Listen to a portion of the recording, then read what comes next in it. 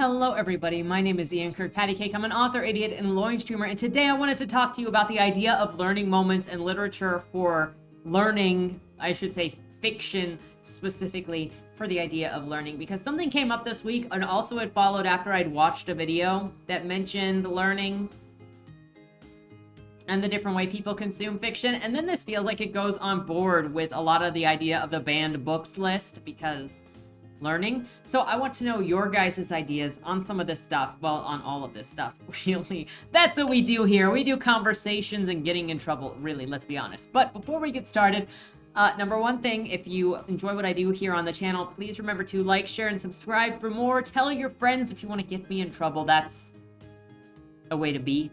If you have any subjects that you would like to see me cover on the channel, there is a place down below to submit topic ideas or things that you'd like a reaction to.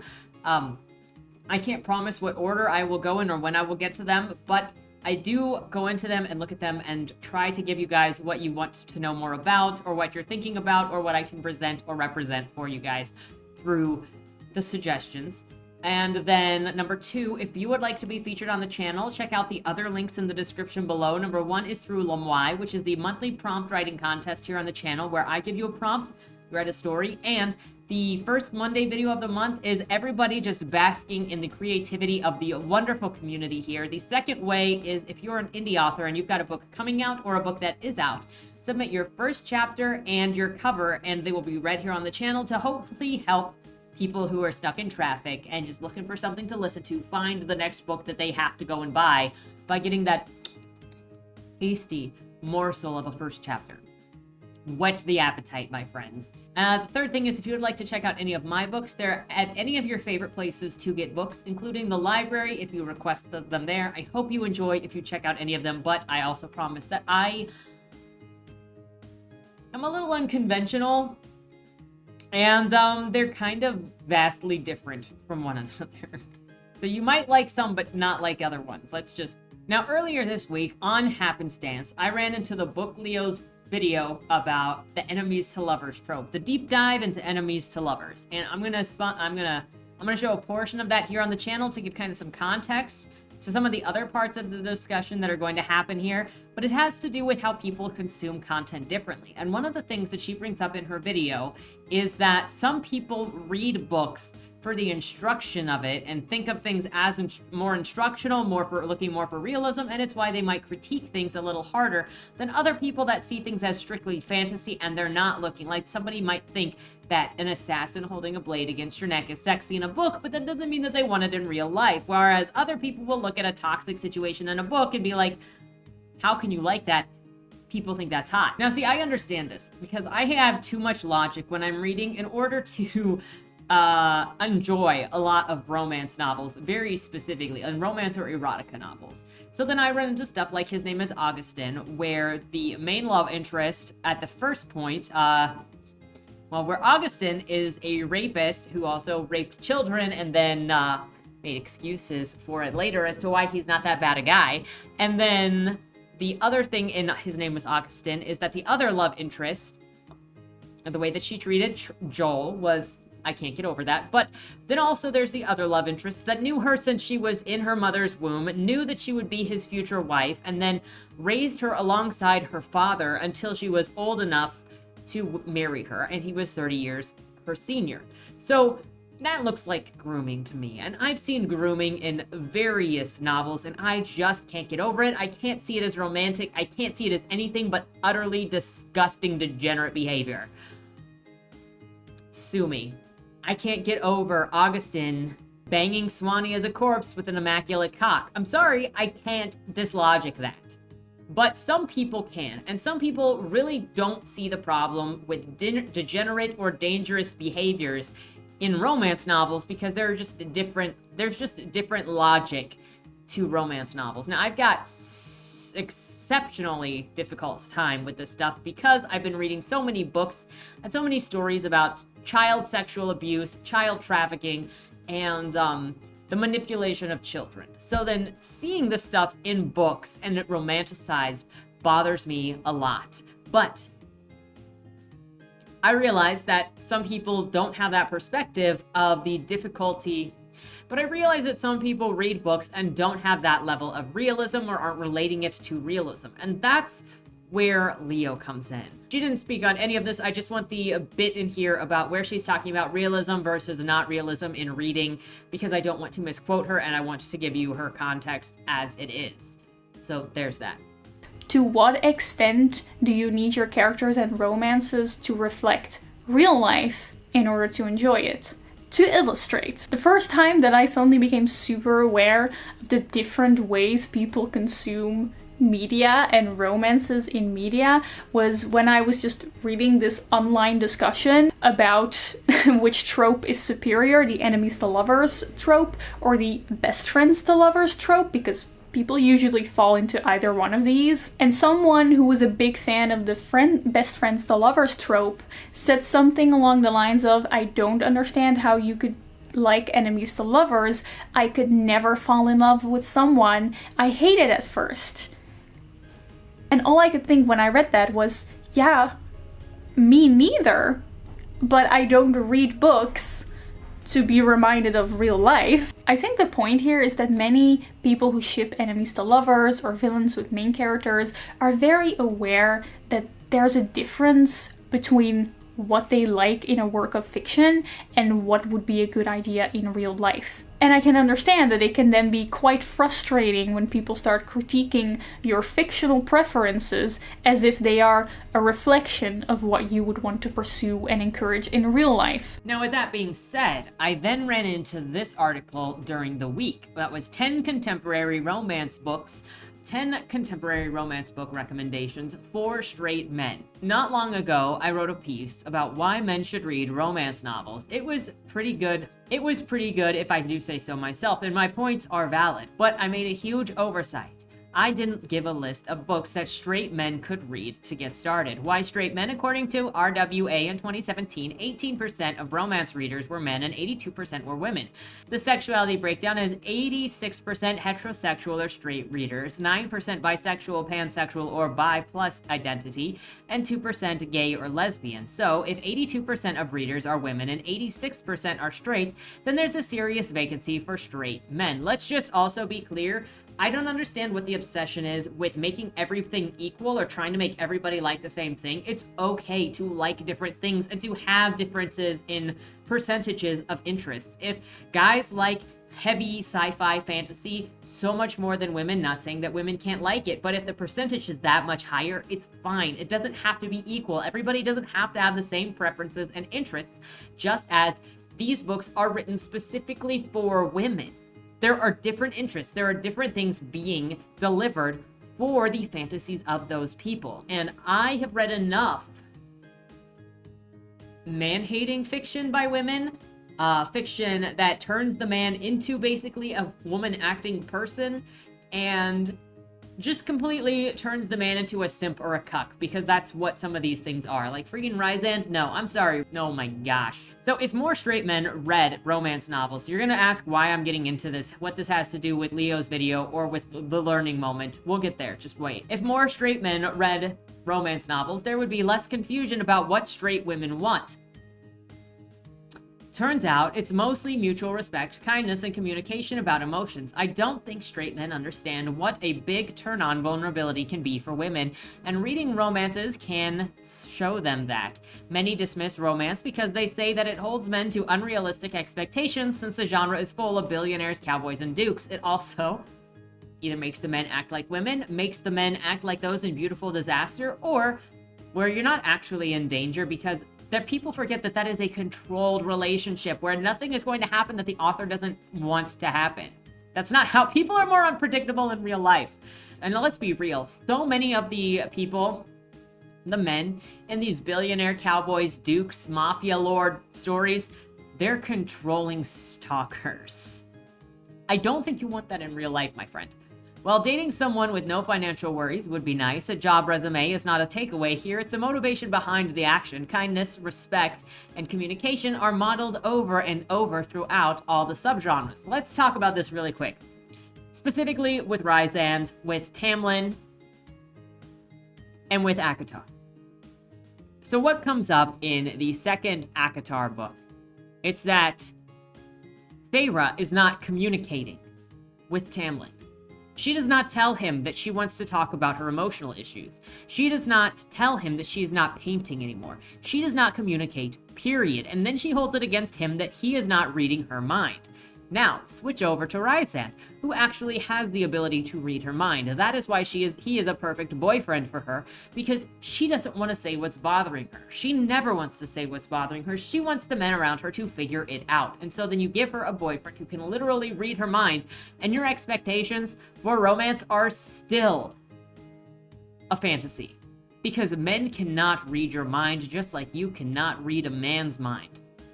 That is the expectation. And getting away from the fairy, I've looked at some of the things on this list, which include the book down here, The Bromance Book Club by Lysa K. Adams. And the big issue in that is the chick did not communicate with her husband that she was not orgasming for the 3 years of their marriage. She lied to him for 3 years and then told him to get out of the house because she was upset, and so he left. And she was like, I didn't really mean that. Why didn't he fight me? Communicate what you want. The only thing that I can really see that you pick up from these is the idealism that women put on men and the way that women rewrite men to be subservient in a way, but also at the same time, how they don't want to communicate. Like, your biggest thing is going to be a lack of communication. Speaking of subgenres, the romance genre is vast. This is another misconception about romance, that it is all heaving bosoms and clinching covers. You can find any interest explored in the subgenres, especially rapists, stalkers, and abusers. And gangbangs, and forced gangbangs, and falling in love with your attacker. Those are all really, really popular. There's a romantic suspense with spies, action, adventure. There's paranormal with vampires, orcs, mythological creatures. There's historical, the subgenre that typically comes to mind when people think of romance genre in mention. There's erotica, dark romance, and everything in between. There's also, what was it? We had the freaking troll on Friday. For the sake of easing in, I'm only recommending contemporary romance novels. There are romances written in present day with these. Oh, those are romances written in present day with everyday people. So, what does this have to do with anything? This author is saying to read romance novels in order to learn what women want. So she's telling adults that fiction novels are learning moments in order to educate others. We go back over to Leo's statement that some people read these books thinking that it is realism and that you are teaching people, and then others take it as just the fantasy. So we're getting mixed messages already, that some people just immediately say, hey, yeah, this is just for fantasy. It is not serious. I'm not actually wanting this. But then you have other people in the same situation, loving the same genre, that say, read these to know what I want. And then we go back to the YA question. The YA question with which books should be in schools, which books are teaching kids. You've even got stuff like This Book is Gay that straight up says it is a manual for teaching people what to do. I'm going to do a brief reference here for the Tokyo Vice book that talks about manuals being popular in Japan and how in the top 5, there was one of them was how to commit suicide.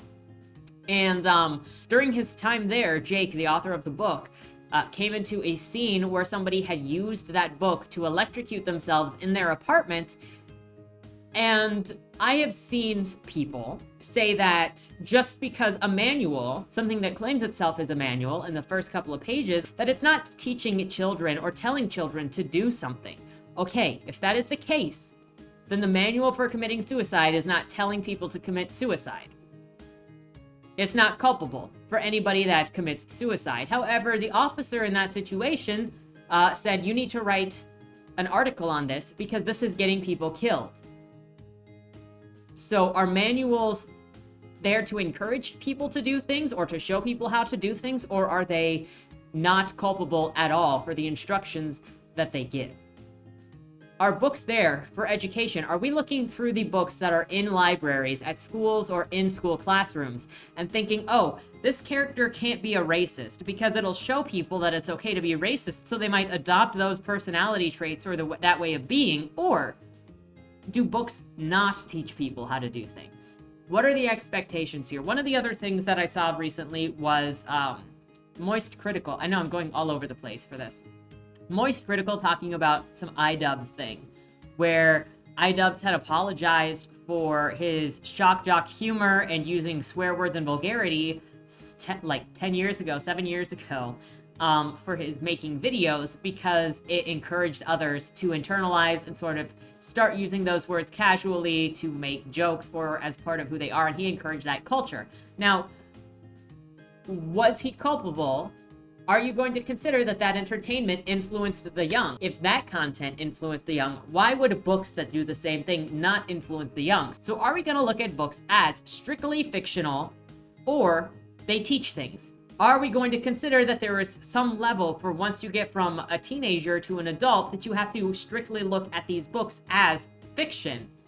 But then you've got these other adults that say, read these books to see what women want, to be educated about something. And then you see the other conversations about people saying, I'm tired of having to educate people about my culture or about my background on these things through my fiction.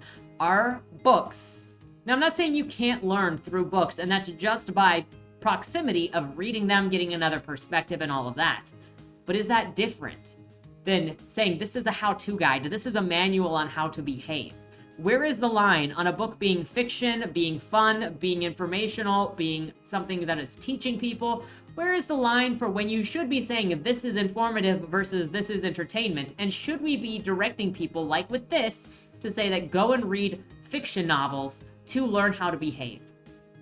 We're going to go through this why more men should read romance that was written in March of this year, just to make sure what else she might have said or believed. And then I would love your thoughts on this subject of using fiction as an education tool, especially an education tool on adults versus children. Is there a line? Do you think there's a responsibility? Because I think this is a big discussion in general that a lot of us are having in very different ways.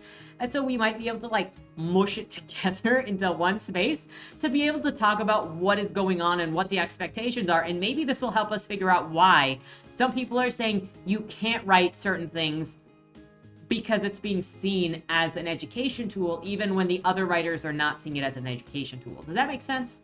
So Nikki DeMarco says, let's start with the obvious. Romances are well-written books that are full of hope. Some are. I'm not gonna dope on you. I have read some horrendous books in all genres. They aren't trash or fluff. They can be. Let's be honest. If you can't admit that there are some that are trash, we're in for a lie. Like, I can admit there are bad people in communities or things that I recognize myself with. We can admit that some are trash. I'm sorry, you have to be writing fluff to get to 650 pages for erotica. Let's just be real. Yes, the genre has two hard and fast rules. Romantic love is a central plot and a happy ending. All other restrictions are off, making romance an extremely diverse genre. You can find anything from traditional thought of bodice rippers, as also known as historical romance, to romance suspense full of heists and spies, to sci-fi prison planets, to contemporary romances about your best friend's little sister. I also have a problem with this, where they're like, using the subgenres and then thrusting romance into every other genre when I'm not looking for a romance that's in a sci-fi background. I'm looking for a sci-fi if I'm in sci-fi. And so I feel like there's this contagion that's moving out and it's permeating everything. And I would feel a little less defensive if I wasn't constantly being tricked into reading romance novels. Nothing on people that write romance. Like, I want to make that clear. We all got our genres that we like, that we prefer. I just don't want to be tricked by the genre titling what works best to sell the book. That's all that I'm saying. While there are general tropes, romances are not formulaic. Each is unique, with no two or more people reaching their happy ending in the same way. Let's be honest, they can be formulaic just like they cannot be formulaic, and they can be fresh. Let's not be hyperbolic here and say and pretend that it is untouchable. Every single genre can be formulaic or it can bring something fresh. That's just how it is. So every book has something different to offer the reader. I'm here to tell you why more men should read romance. According to the survey conducted by the RWA, only 18% of romance readers are men, but this number should be higher for many reasons. Why? Why? For one, more men should read romance novels because they can serve as instruction manuals for relationships. I'm gonna need the audience. I'm gonna need to know your guys' thoughts on that in the chat. Can romance novels be manuals for relationships? Manuals means doing the stuff, right? That's why I was talking about manuals earlier. romances show how much communication compromise and work is necessary for a healthy relationship. Books have a unique ability of letting us live experiences we wouldn't otherwise encounter, and since romance is so woman-centric, it can give male readers a chance to see the world through female perspective. That is true, because anytime you read something, you are getting it through both the author's perspective and the character's perspective. Sometimes those are the same perspectives, sometimes they are different perspectives that kind of influence one another a little bit, but books will always tell you something different about the world through the perspective in which they are written. Brian Masters has this quote about how we are all more honest in written letters than we are when we're speaking because of the security that we feel when writing. And so you will always see better a person through the way that they write, one way or another. And it's not a direct one-for-one, but you do get an idea. You do get to see a little more a different perspective through reading, regardless of the genre. This builds empathy in readers. I don't think just seeing through a female perspective builds empathy in readers. That's kind of a weird sentence. It's the closest male readers will come to experiencing prejudice that might not affect them, allowing some men to develop a sensitivity that they may not otherwise have. I think that male readers can also experience prejudices through seeing it happen to their partners. Undergoing this lesson, but also romance novels aren't there for prejudices, right? Like those things can come up, but it's not the main thing in romance novels. That would be like chick lit or women's fiction. I thought romance was something very specific, is it not? Or is romance now very specifically, you may very likely see a lot of prejudice in romance novels? Let me know, because I don't strictly read romance novels, so I don't know what the trends are or what the expectations are for the readership. Undergoing this lesson in empathy cues them up for a better grasp of the female gaze. Men who are interested in women romantically can have a hard time understanding what we find attractive. Romance can show them, for example, that the days of the week of meaningful moments leading up to sex are just as important to building intimacy as the physical act itself. Many women find vulnerability sexy and attractive in a partner. This is antithetical to the strong and silent type of men that society has taught women want. Vulnerability is not a weakness, but desirable. I do want to give the counterpoint that the best way to understand how to court a woman or how to interact with a woman is to ask, is to communicate with the object of your affection, and to be willing, both of you have to be willing to talk to one another about what you like, what you want, and what you find attractive in each other. It's better than going to a book that may not actually represent the interests of your crush. I don't think that you will learn that much from romance novels about how to interact with me. As an example, romance novels are also good at showing, and I don't think I'm a unique case. Romance novels are also good at showing how to handle big emotions. When men can read about other men experiencing big, difficult emotions, they are given a guidebook on what a healthy or unhealthy expression of those emotions looks like. Likewise, they can see how the love interests in these novels acts or reacts, further helping them learn what they really want in a partner. It's a safe place to think about qualities that they are looking for without any judgment or society telling them what is or isn't acceptable. It's also a safe place to explore their masculinity by seeing many ways that it can be expressed. Some that they perhaps hadn't thought before. Seeing examples of toxic masculinity played out right in the examples of a healthy masculinity will put these behaviors in stark contrast with one another. But there's also the toxic masculinity in which women present as sexy. So again, you can't really just say, go read these books. Everybody has a different preference. Everybody else, for books and for men. And there's some people that will read Beautiful Disaster or read Colleen Hoover and be like, I want that. I can fix him. I want that guy that will kill everybody except for me. You can't just say, go read any romance novel and it'll make you a better partner. Another way romance novels show healthy masculinity is by showing healthy male friendships, especially in contemporary romance. The hero has a family or friend group that is supportive and caring. It shows men listening to each other about their feelings. There are examples of healthy confrontations when one does something the other disagrees with. Don't misunderstand. There They are also full of teasing and ribbing the way that some men communicate, and show that talking about feelings doesn't have to be a sit-down intervention style talk.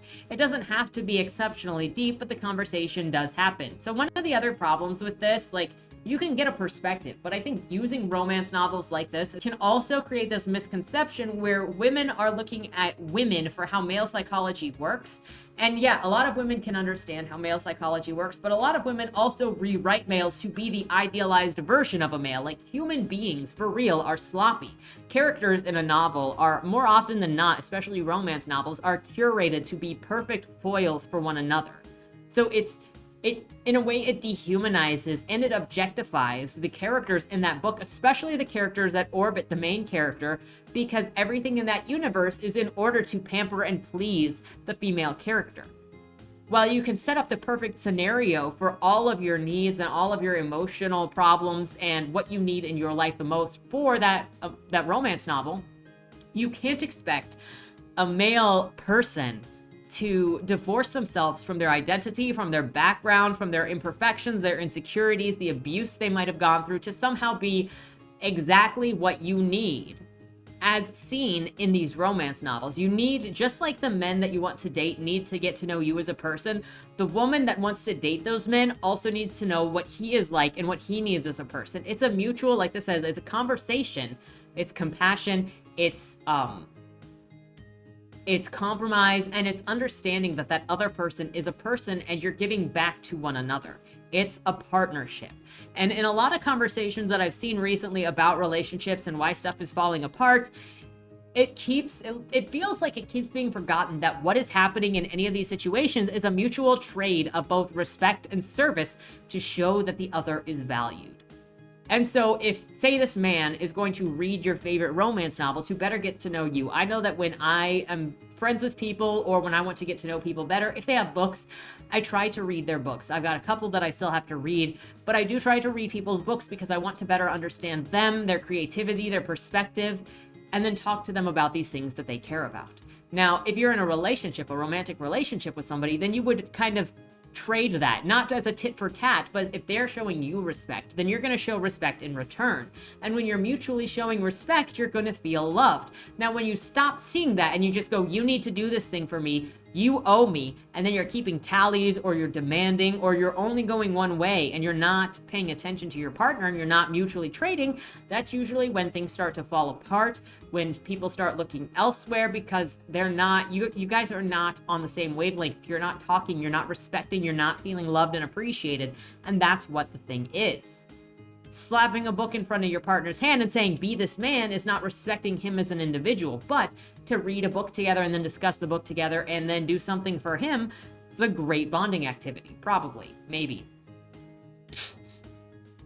This is not life advice. One great thing about romance novels is that they don't shrink men's emotions, and that's what I was gonna say, is that women start informing other women about how men act without knowing how real men act. And so then women get this false idea, especially young women, get this false idea of how men are by listening to other women.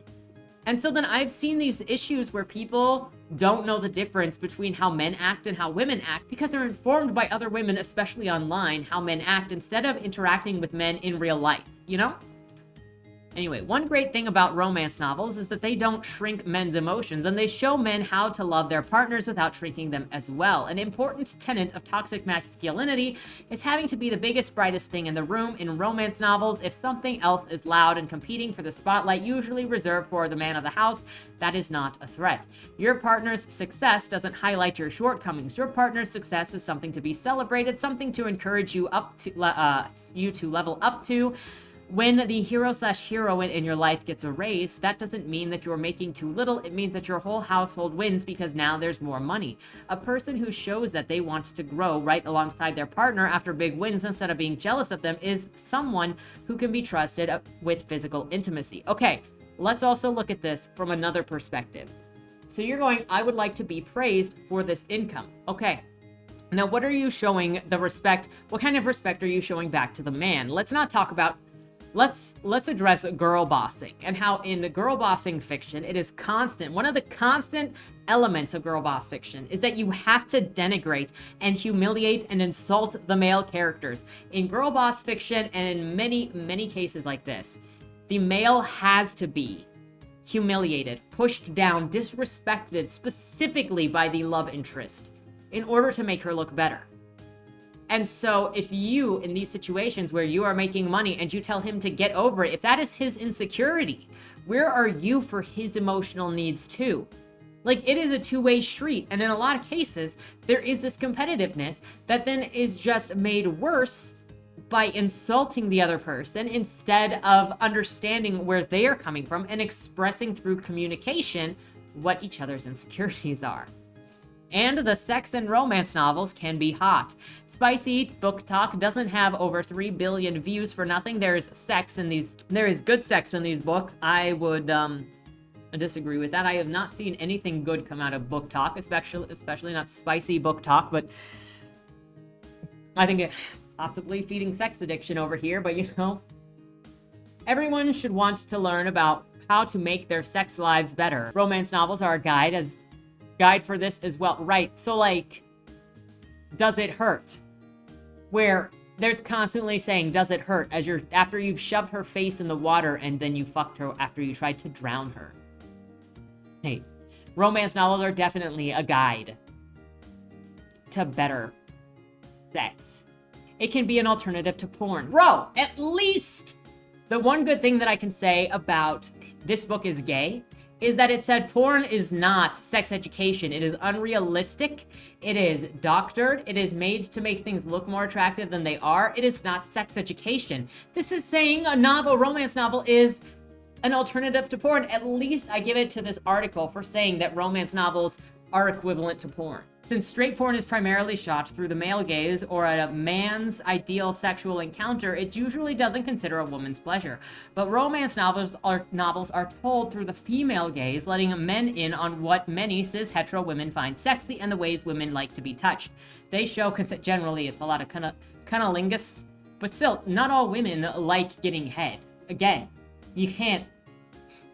They show consent can be simple, sometimes just one word between two people. They expose men to different kinks and turn-ons that they didn't realize they liked until they read about them. We're talking like incest over here? There's a reason why 25% of all books out are romance and why half of the mass market paperbacks are romance. Romance sells and women read. Picking up a romance novel is like peeking into a woman's head. This is true, but a very specific woman's head. It's a cheat code cishet men have been begging for decades. No, it is not, and that is so misleading. I don't endorse reading romance novels in order to better understand women. I will endorse it to better understand one woman. If a woman says, hey, this is one of my favorite books, I highly recommend picking up one of her favorite books, reading it, and then talking about what she likes about it so that you can better understand your partner. But that has more to do on an individual basis than saying this is a cheat code for all of womankind. This is so dumb. And I can't believe that she was like, this is a great alternative to porn, which is where men learn sex. Are you joking? Nobody should be endorsing porn for sex education. Can we at least agree on that?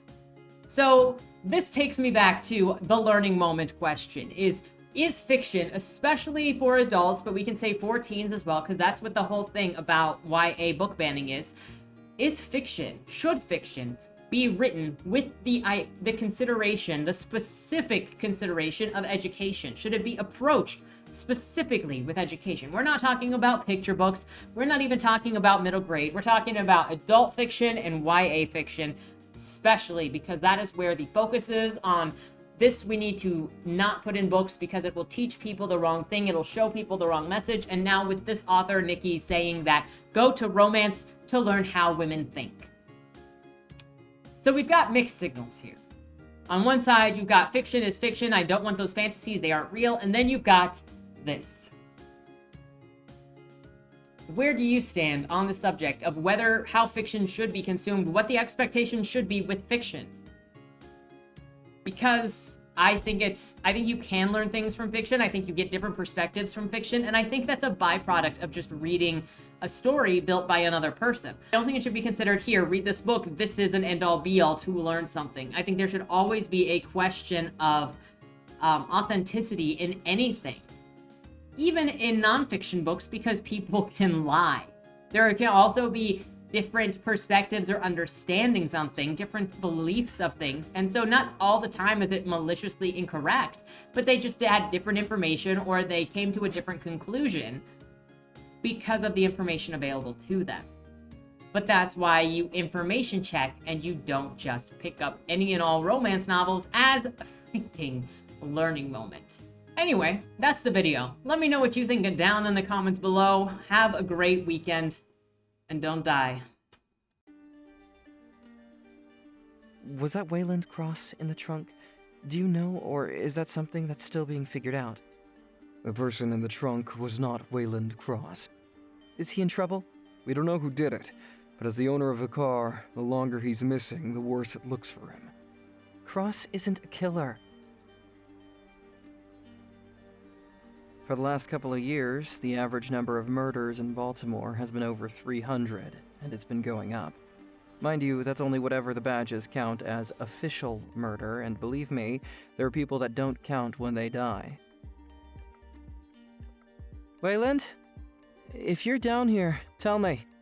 I'm not talking to the badges, I've been looking for you. They found a body in your trunk. Why? Did you do that?